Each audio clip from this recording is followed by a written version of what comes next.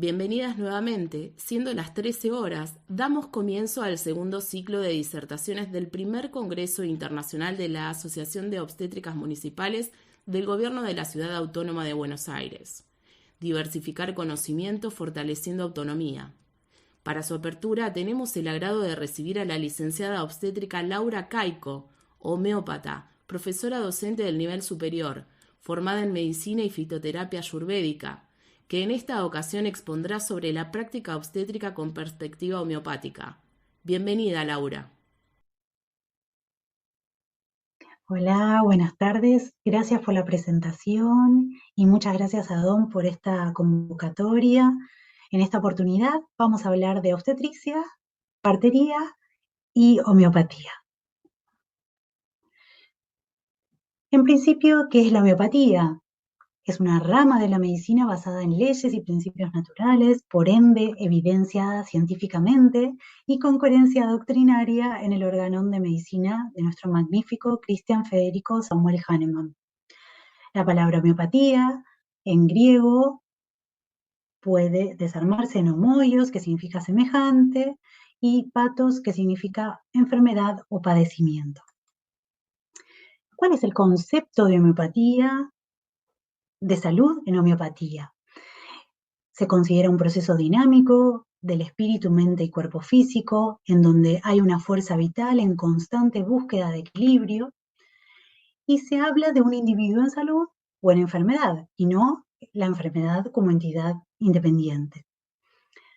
Para estar en salud debemos poder adaptarnos siempre y cuando la noxa no sea demasiado agresiva. Acá hay que tomar en cuenta la susceptibilidad y la idiosincrasia que tenemos cada uno de nosotros. La susceptibilidad es la vulnerabilidad o predisposición a ser afectados según esa constitución bioenergética o miasmática, y la idiosincrasia es la hipersensibilidad exagerada, y que según nuestro temperamento es como vamos a somatizar o vamos a enfermar o no vamos a enfermar. Cuando nos enfermamos, la fuerza vital es la primera que se desequilibra, busca la forma de volver a su armonía. Sin embargo, si no lo logra, comienza a aparecer esas sensaciones desagradables o síntomas que son la guía para hallar un medicamento curativo similar al cuadro de la consultante, diferente a la medicina convencional que cura por contrarios. Por ejemplo, que lo vemos en nuestra práctica, antihipertensivo, antihemítico, antiespasmódico, antifebril. Los síntomas relevantes mentales son reflejo del desequilibrio inicial. Son las emociones que se plasman en pensamientos y más tarde en la acción física. Hacen a una determinada forma de ser y de reaccionar, de estar en salud o no. La vivencia con lo que sucede, con lo que les sucede. Este tono bioenergético mal funcionante, que se llaman miasmas en homeopatía, puede expresarse en hipo, disto o hipertonía, un tema amplísimo que hay que tomarlo con mucho respeto, y son décadas para ser experto en ello. ¿En qué se fundamenta la homeopatía?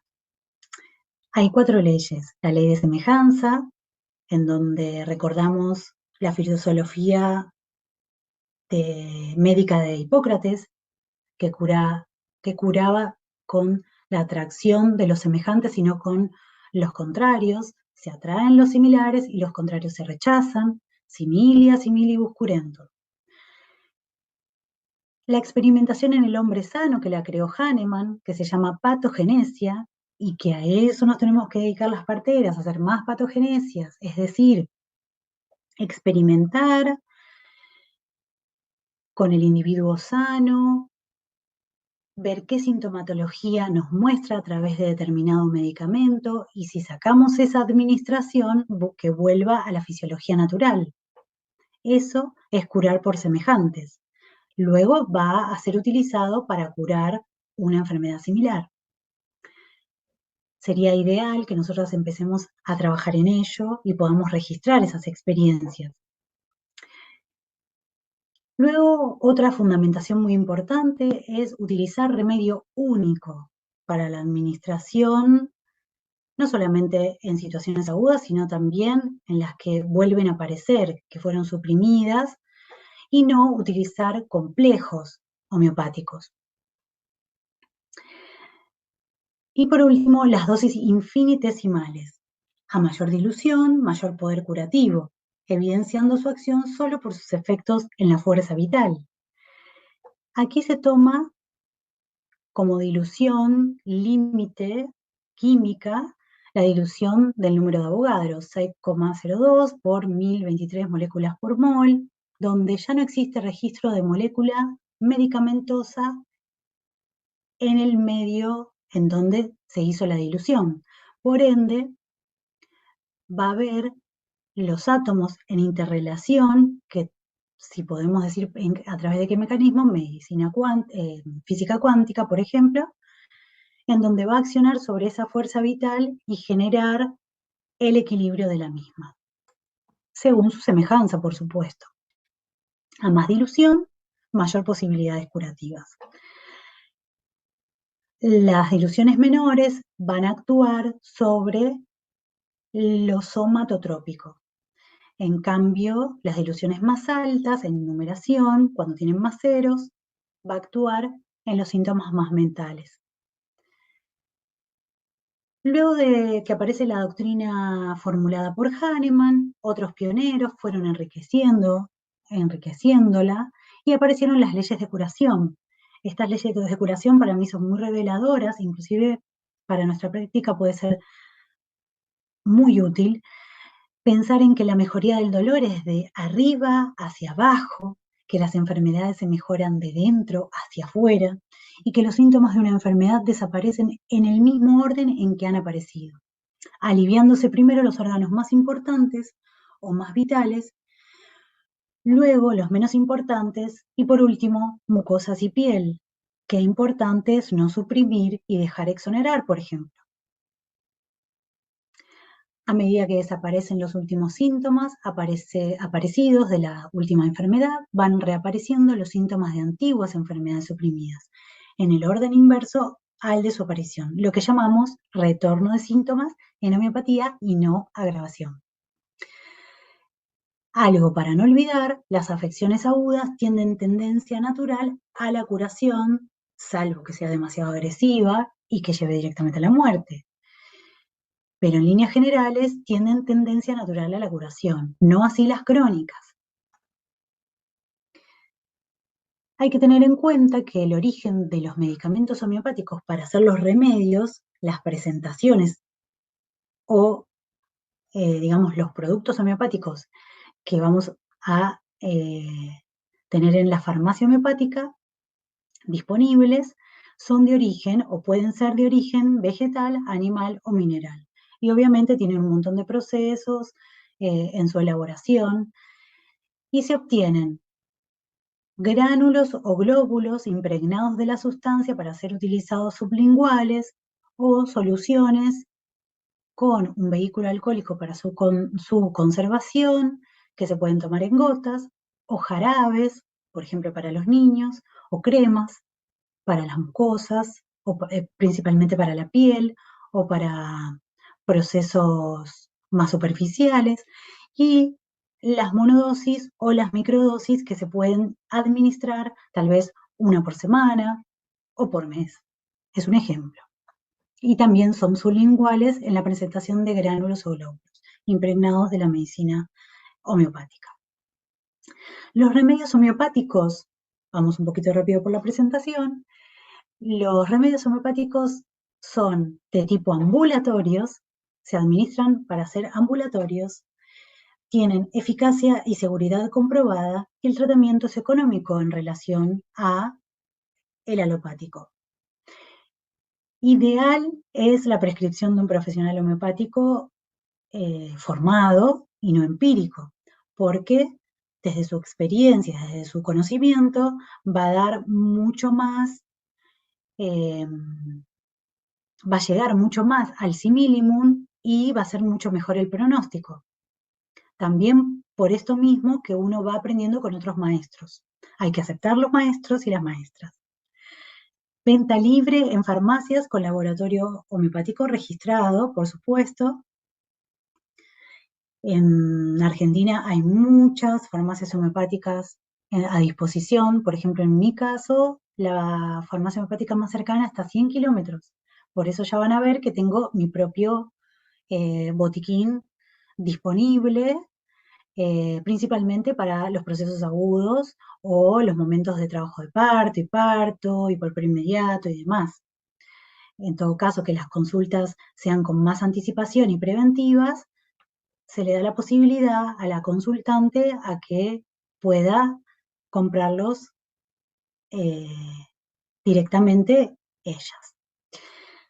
Los tratamientos se basan en las características únicas del paciente, como la personalidad y el estilo de vida, así como los sistemas y el estado general de salud. La homeopatía tiene como incumbencia la fuerza vital del individuo y esto es fundamental, que hace posible todo lo otro.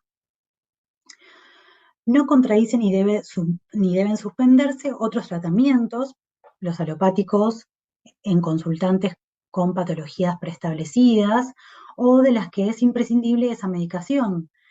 Trabajan conjuntamente, sin inconvenientes, ambos ramas de la medicina ante la necesidad. La homeopatía hace que la fuerza vital esté mucho más equilibrada y disponible para que ese tratamiento alopático llegue a un buen pronóstico también, a una mejor curación.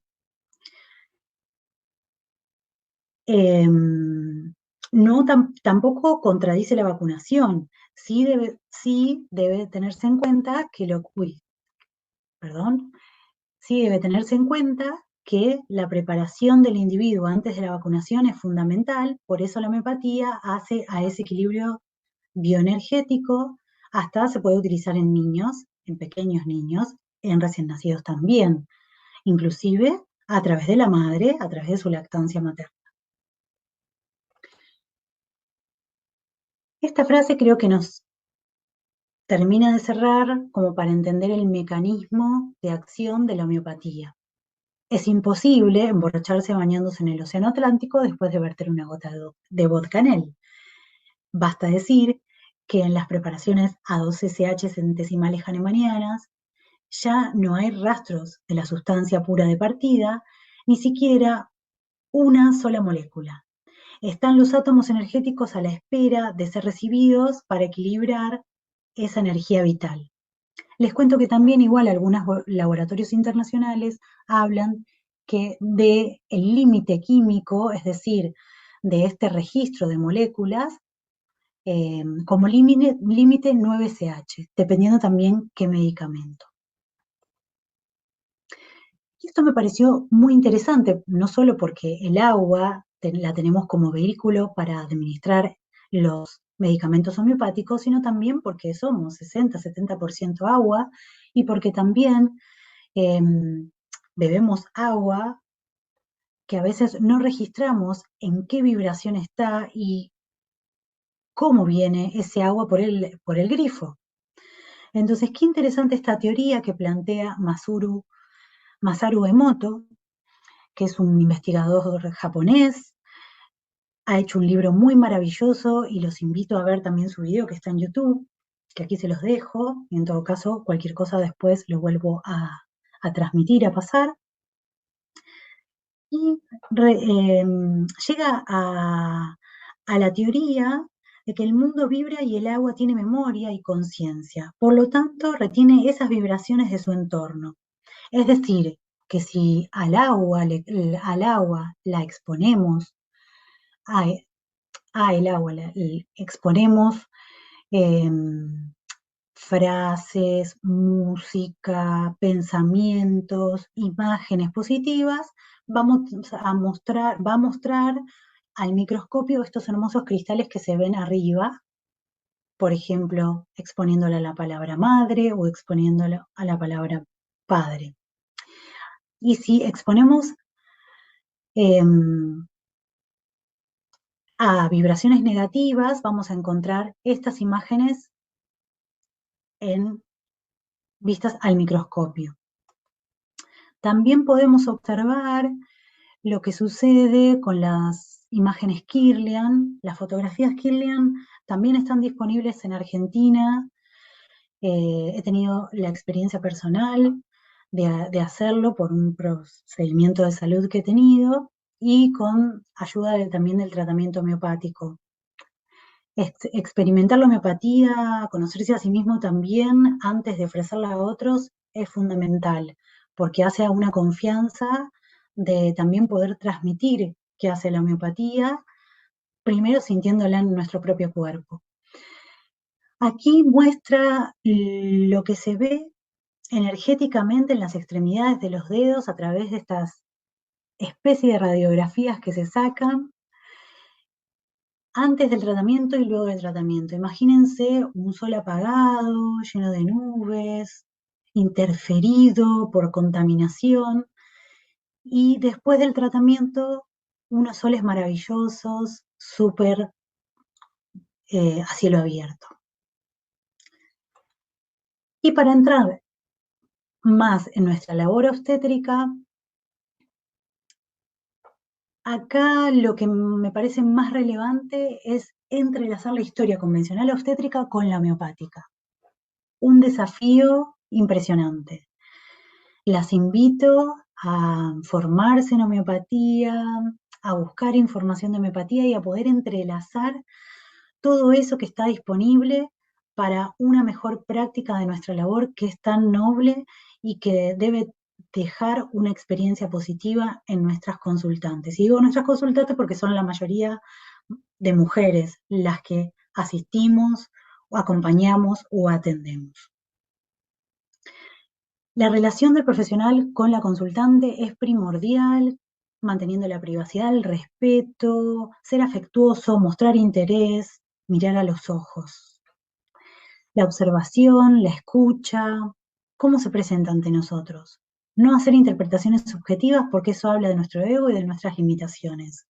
La semiología de los gestos y la palabra, ese intercambio, tanto nosotros como ellas hacia nosotros, es un intercambio muy enriquecedor, y el motivo de consulta que va apareciendo, a veces enseguida que empieza la consulta o luego, y los desencadenantes de esa sintomatología. ¿Con qué lo asocia? ¿A qué recuerdo de su vivencia se traslada? ¿Dónde está la base de su forma de ser, de enfermarse o de estar en el estado actual? ¿Qué le estuvo pasando antes de la consulta y durante toda su vida? Obviamente que se va dando consulta en consulta, porque en 15 minutos siempre nos vamos a quedar con la entrevista convencional. Hay que abrirse a tener siempre un poquito más de espacio para recibir más información de las consultantes. Ellas siempre están atentas a eso y con ganas de dar. La dinámica mental es hiper importante en la homeopatía, es el modo de ser y de reaccionar. Es síntoma cuando le afecta y dificulta el vínculo con otros. Miren qué interesante. ¿Cómo se relaciona con sus seres queridos y socialmente? ¿Qué experiencia le ha sido trascendente? ¿Qué sintió y cómo resolvió? ¿Y cómo lo trae a la actualidad? ¿Qué hace para sentirse mejor? ¿Qué le agrava en sus malestares? ¿Cómo le duele? ¿Cómo lo transita? Esto para nuestra labor es fundamental. Nuestra labor es fundamental. Su intimidad con ella y con otro, su sexualidad, ¿qué tal? ¿Cómo expresa sus sentimientos y qué espera o necesita de otros, de nosotras o de nosotros? ¿Cómo transita la contradicción, el enojo, la tristeza, la culpa, la alegría, el miedo, etcétera? ¿Qué le preocupa? ¿Qué ocupa sus pensamientos en el día? Algunas personalidades son muy atrapantes, hay que saber conducir el intercambio. Siempre la anamnesis o el encuentro obstétrico homeopático es un arte. Y no dejar, no desestimar los hábitos alimentarios. En mi caso también trabajo con Ayurveda, así que tengo esa herramienta, ese recurso que para mí es fundamental y de eh, mucho color en la diversidad para ofrecer en alimentación. Descanso, deseos, aversiones, ¿cómo está? El clima, el movimiento, la lateralidad, de qué lado le duele más, si eso en general es así, etcétera, etcétera. En fin, se llega a un conjunto de síntomas con una modalización, es decir, de una forma de expresión, se hace una jerarquización, se toman los que nos parecen o los que no pueden faltar, por ejemplo, los mentales, y se llega a una totalidad sintomática característica que es el síndrome mínimo de valor máximo en homeopatía. Después se repertoriza junto a la materia médica, que son unos librazos así. Igualmente, hay también mucha bibliografía que la tecnología nos acerca con más facilidad, inclusive repertorios de materia médica, software para tener disponibles en cualquier momento, en fin.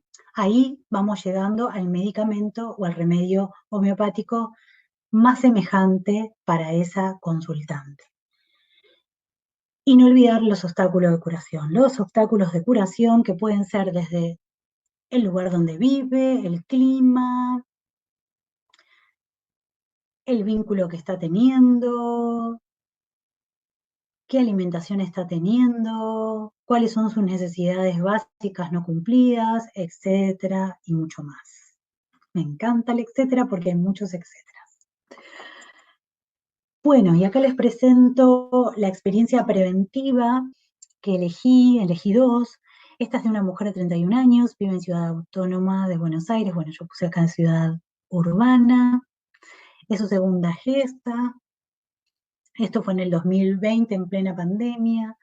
Su parto anterior fue muy intervenido, hace 10 años, 34 semanas actualmente de gestación, longilínea delgada, mide unos 72, algo pálida, concienzuda, con la alimentación principalmente, y muy aplicada ante las sugerencias prolija, refiere autoestima baja, insegura para decir en cuestiones importantes.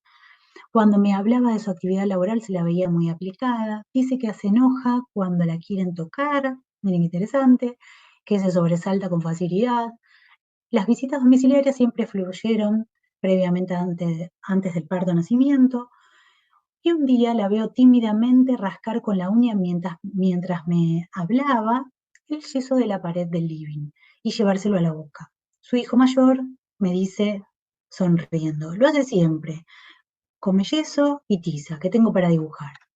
Hubo risas, obviamente seguí indagando, inquietud al dormir, se quedaba pensando todas las noches en qué tiene que resolver al otro día, refiere constipación, aversión a la leche y carne.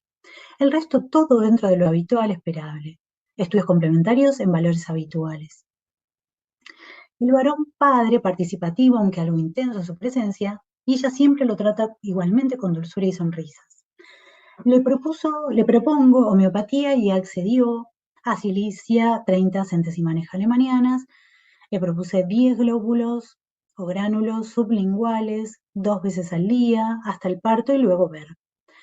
Su bebé nació a las 41 semanas, con 3,4 kilos, Apgar 910, luego de 12 horas de labor. Intentó morder mi brazo antes de parir y se detuvo al sentir que su bebé estaba coronando. La placenta alumbró a los 15 minutos y sin pérdida de sangre visible, sí algo cansada por su felicidad y excitación temblorosa, impaciente por su recuperación. La lactancia fue sostenida y continuada, se olvidó del yeso y de la tiza, le dieron ganas de comer cosas que antes despreciaba, por ejemplo como la leche y la carne. Seguimos 3 meses más con silicia, posparto, subimos a 200, después a 1000 centesimales hahnemannianas. Y en este caso, bebida plus, solución, gotas, 10 gotas 2 veces al día. Y su chequeo de laboratorio a los 60 días, que eso suelo a veces solicitar, mantuvo sus valores, no descendió, de muy buen ánimo y más energizada.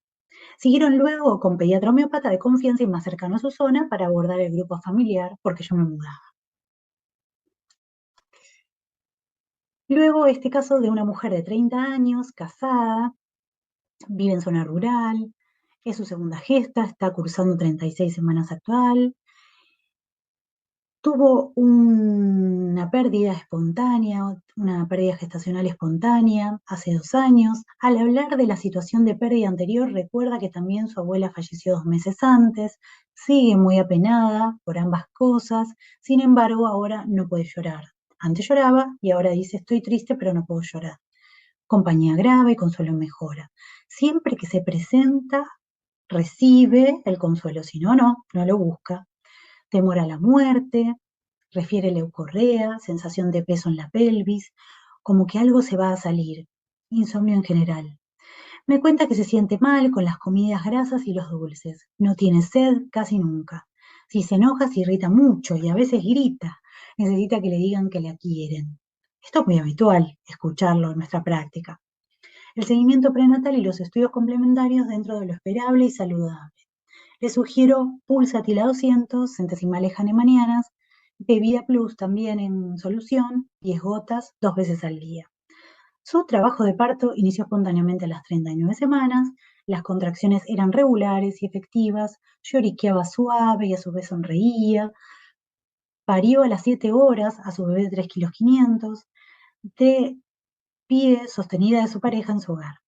Apgar 9-10, la placenta alumbró a la media hora, útero tonificado y retraído, sin particularidades, mostraba mucha felicidad y contenta, conectada con su bebé piel a piel. La lactancia fue sostenida sin interferencias, sin inconvenientes. Siguió con Pulsatil a 200 hasta el mes de puerperio. Cuando la visitaba lloraba emocionada y los abrazos eran necesarios y bien recibidos. Invocaba a la abuela con agradecimiento. Y para ir terminando, aunque tenemos un poquito más, acá tenemos ensayos, estudios científicos, ensayos, evidencia científica, estudios que fui recolectando. No encontré demasiados relevantes para mí, sí estos que les ofrezco. En Jerusalén en el 2005, por ejemplo, utilizaron árnica montana, árnica, Bellis perennis, en distintas diluciones y en otro grupo con placebo. Y determinaron que el tratamiento homeopático con árnica montana y Bellis perennis puede reducir la pérdida sanguínea del parto. Y agrego, desde mi criterio, que hay más disponibilidad de oxígeno y hierro en sangre para el recién nacido, sin cortar anticipadamente el cordón umbilical, por supuesto, es decir, cortarlo cuando deja de latir, y mejor adaptación en el recién nacido en las primeras horas de vida. Es decir, principalmente prevención de hemorragias y mejor adaptación en el recién nacido. Luego, otro ensayo clínico en Francia, en el 87, en 1987, utilizaron también Caulophyllum, Cimicifuga, árnica, Pulsatilla y Gelsemium, y determinaron que el tiempo medio del parto con las mujeres que tomaron homeopatía fue menor que las que no tomaron. Y en este caso determinamos que la homeopatía previene complicaciones por intervenciones innecesarias también. En estos ensayos del Reino Unido en 1991 se utiliza en la experimentación Caulophyllum y Cimicifuga en la inducción del parto. Y aquí determinaron que reducía el periodo de dilatación y el expulsivo en 3 horas y media, 3 horas.5 horas, así como la incidencia de distocias. Miren qué interesante. Esto fue en el 91. Favorecer la fisiología de la dilatación e impulsar trabajos de partos saludables. Luego, respecto a la inducción del trabajo de parto y dinámica regular. En Alemania, que fue en el 99, no encontraron diferencias significativas entre quienes recibían homeopatías y quien no. Pero tengan en cuenta que Caulophyllum, a mi criterio, se utiliza más preventivamente para que el cuello uterino esté reblandecido y no para generar contracciones e inducir el parto. Así que hay que rechequearlo. Un estudio en París que se hizo también demostró que la homeopatía disminuía las horas de trabajo de parto con dinámica uterina eficaz. Este fue en 1993 y aclara que las que tomaron homeopatía, las mujeres que tomaron homeopatía versus las de placebo, tenían un 38% más bajo en el tiempo del trabajo de parto. Y estos que se hicieron en mamíferos, investigadores británicos utilizaron Caulophyllum en lechoncitos a una dilución de 30 centesimales hahnemannianas y determinaron que podría reducir la tasa de muerte fetal.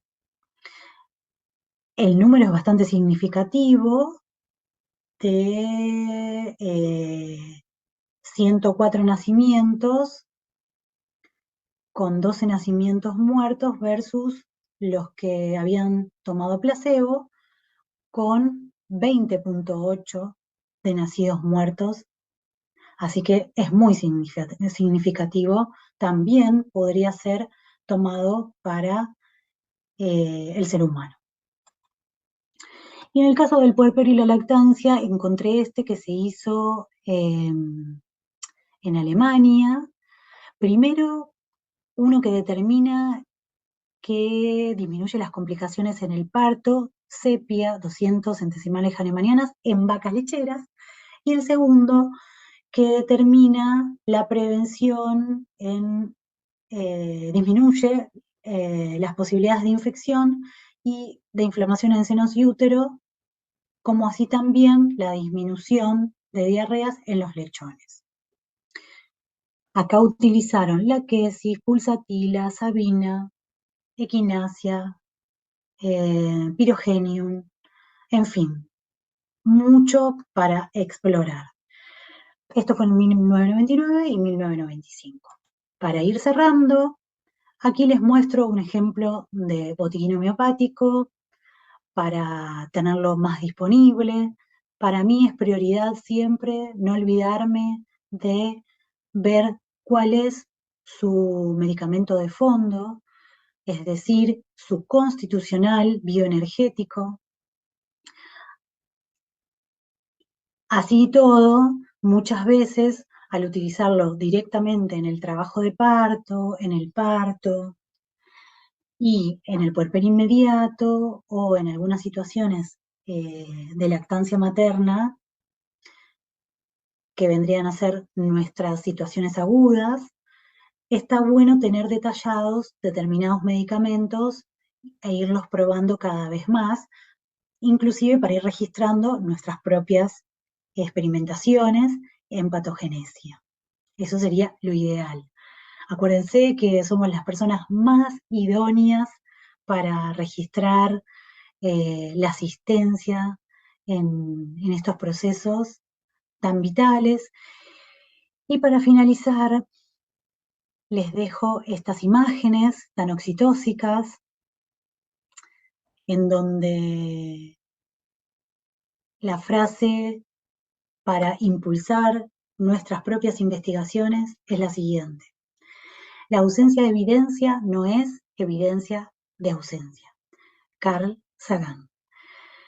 Muchas gracias por la atención y aquí les dejo, bueno, la reseña bibliográfica y mi teléfono y un mail si desean contactarse. Muchas gracias. La licenciada Estela Paganini estará a cargo del espacio de intercambio con la disertante en calidad de secretaria. Bueno, muchas gracias, Laura. Nos encantó tu disertación. La verdad es que muy rica de información. Estuve leyendo ahí un poco mis colegas lo que fueron poniendo en el chat, ¿sí? Rosana Ceballos decía que, bueno, qué rico esto que nos contabas, sabiendo que los bebés están rodeados de agua, como que es muy interesante. Gladys Beatriz también nos decía, bueno, un tema muy interesante. Y después surgieron un par de preguntitas, si te las puedo hacer. Sí, claro, por supuesto. Gracias. Gracias, Bueno, Estela. Cintia Ramuno nos pregunta, dice, ¿cómo se hace para sugerirle el camino de la homeopatía a una gestante que asiste a una consulta? Hermosa pregunta. En principio, siempre lo que vamos a ver son las expresiones mentales o de emociones, o tal vez eso es lo que hay que descubrir como obstétricas, como licenciadas en obstetricia, parteras. Entonces, creo que llamar la atención que algo está trabajando desde la dinámica mental y emocional, que se está expresando de una manera particular, inclusive si la vemos de consulta a consulta, podemos decirle que eso va de paso unido a su energía vital y que sería ideal equilibrar esas emociones y esa dinámica para que todo lo que vaya fluyendo durante la gestación sea con más armonía y dando un plus a su sistema inmune y también para enfrentar o para transitar todo lo que va viniendo con su proceso mismo, ¿no? Esté en gesta o no, claramente. Creo que esa es, digamos, lo inicial que hay que hacer es mostrarle que primero están las emociones y la parte mental que hace todo lo otro para movilizar esa energía vital. Siempre hablar de estas cosas creo que va a entenderse más que si empezamos a hablar de síntomas, signos, etcétera. Bien, excelente. Bueno, Romina Lema nos decía que ella quería saber si vos trabajabas en el ámbito público y si podías aplicar algo de homeopatía ahí, es decir, si se puede aplicar en la urgencia con la paciente internada sin haberla conocido previamente. Muy buena pregunta también. En mi caso, hace más de una década no trabajo en el sistema público, pero sí en el momento, por ejemplo, de una visita al consultorio o en la misma guardia o en el trabajo de parto, se puede tener un botiquín armado exclusivamente para momentos claves, que justamente era la mayoría de los remedios homeopáticos que estaban en los ensayos científicos que presenté, por ejemplo, árnica, que es muy conocida, que en todo caso, si particularmente las colegas se quieren contactar, abierta estoy, porque, por ejemplo, el árnica aborda un montón de situaciones agudas, puede ser la belladona, puede ser el caulofilum, puede ser simisífuga, gelsemium, son de base para tener dentro del botiquín. Caléndula, amamelis, creo que si uno se pone a pensar, las tenemos, o sea, las conocemos, pero no sabemos el funcionamiento homeopático o el mecanismo homeopático que tienen en momentos de rapidez. Lo importante es tenerlo disponible en el sistema de salud público principalmente. Claro, sí, tal cual. Guillermina Machado nos dice, ¿cuál es el respaldo legal para la obstetricia, para que una obstétrica indique homeopatía? Esa pregunta es como, no sé si me corresponde responderla. Te voy a dar lo que opino desde el lugar de este transitar personal. En principio, la homeopatía no está prohibida, ¿sí? Puede estar perseguida como otras medicinas que se las hacen llamar tradicionales o complementarias, y que si ustedes estuvieron tal vez buscando información respecto al tema, hay proyecto de ley desde el 2018 para abordarlas en una ley y que puedan ser disponibles a la población, porque no hacen el mal, sino que hacen el bien y dan otros recursos en paralelo a otros abordajes, principalmente el convencional que ya tenemos. Entonces, creo que si se hace la formación, por ejemplo, desde la Asociación Médica Homeopática Argentina ya nos da disposición para formarnos las licenciadas en obstetricia, eso ya hace a un plus, porque son 2 años de formación, que no es poco, como tantas especialidades que tenemos nosotras. Entonces, eso ya nos avala principalmente a no hacer una homeopatía empírica, que no digo que esté mal, porque muchas empezamos así, pero creo que es interesante saber que hay que formarse para también poner propios límites. las limitaciones propias en el accionar, porque podemos ser muy envalentonadas y actuar desde el desconocimiento. Entonces, me parece que no mirarlo tanto desde lo legal en este momento, sino qué seguridad tenemos nosotras desde la formación que obtuvimos, ¿no? Como tantas otras. Bien, qué interesante. Camila Te aclaro Grau, algo, Estela. dale. Aclaro algo interesante que me había olvidado y estos días lo recordé.